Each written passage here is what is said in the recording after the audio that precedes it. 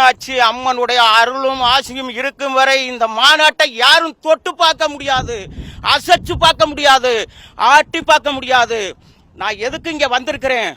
காரணம் என்ன?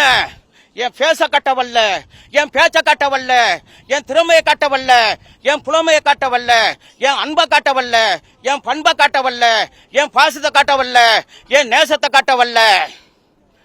தமிழக வெற்றி கழக தலைவர் தளபதி அவர்கள் மீதும், தமிழக வெற்றி கழகத்தினுடைய பொதுச் செயலாளர் ஐயா புஷி ஆனந்த் அவர்கள் மீதும், தமிழக வெற்றி கழகத்தினுடைய தலைமை கழக நிர்வாகிகள் அத்தனை பேர் மீதும், தமிழக வெற்றி கழகத்தினுடைய மாவட்டத்தை கட்டி காத்து ஆளுகின்ற மாவட்ட செயலாளர்கள் மீதும், தமிழக வெற்றி கழகத்தினுடைய வெற்றி தலைவர் தளபதி அவர்களுடைய நெஞ்சங்களிலும் இல்லங்களிலும் உள்ளங்களிலும் 8 திசையில் இருக்கும் 8 கோடி தமிழர்களுடைய நெஞ்சங்களிலே வந்து கொண்டிருக்கின்ற தமிழக வெற்றி கழகத்தினுடைய நிர்வாகிகள் தொண்டர்கள் அத்தனை பேரும், அதற்கு மேலாக தமிழக வெற்றி கழகம் என்ற மாபெரும் பேரியக்கத்தின் மீது வச்சிருக்கிற மரியாதையை காமிக்க வந்தேன்.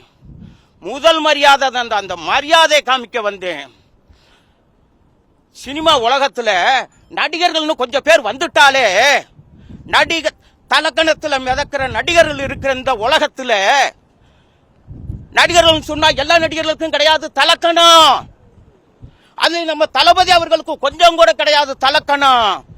ஆனால் அவர்தான் நட்பின் இலக்கணம்.